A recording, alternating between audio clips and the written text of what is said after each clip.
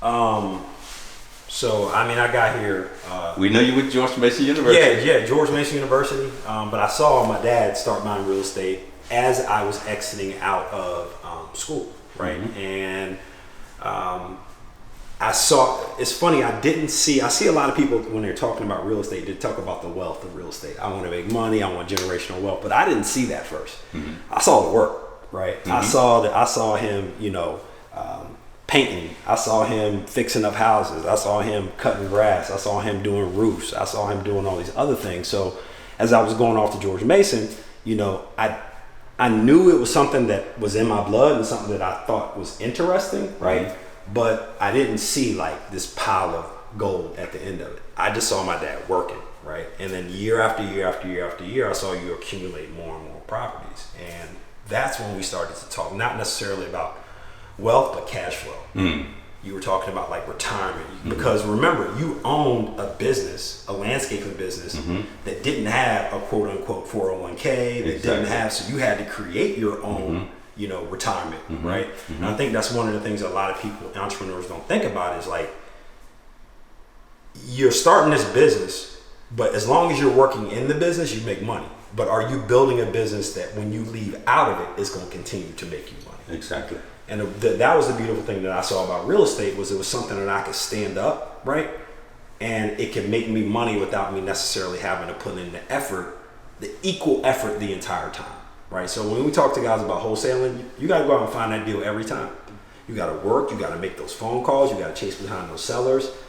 What I've seen my dad do is I've seen him buy and hold. So it took a lot of work and a lot of capital up front, but the work started to ease off, after a while. It was the fix up, and then after you fix it up, it was getting the tenant, but after you got the tenant, it was maybe a couple maintenance calls here and there, things you had to fix. And that's what really attracted me to real estate, right?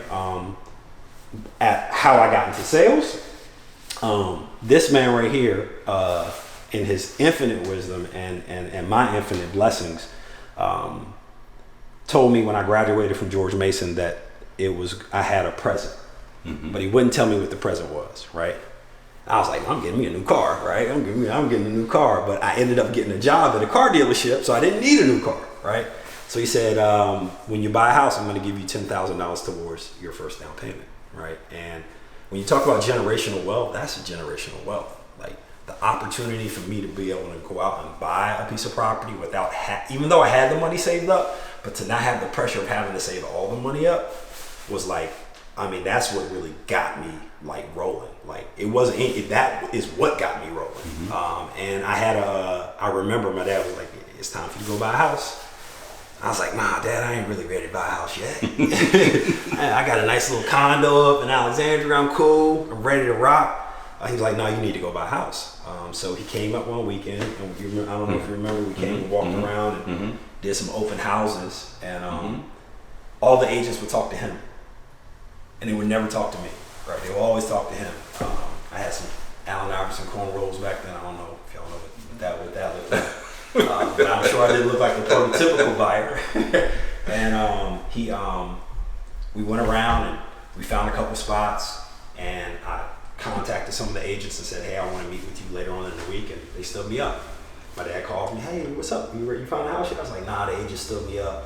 He's like, well, go find another agent, right?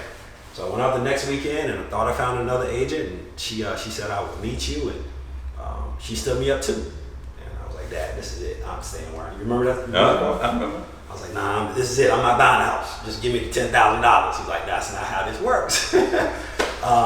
So the next person that came into the car dealership was a young Latino agent on that Wednesday. And he bought a Mazda 626, and I knew that was God talking to me saying, this is the person that's supposed to help you buy your house. So I bought a house from him, and I went and got my real estate license probably.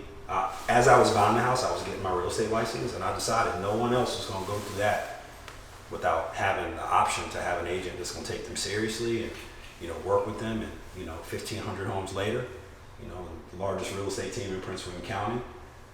Every day I try to represent the foundation that you built. So that's how I got to real estate sales.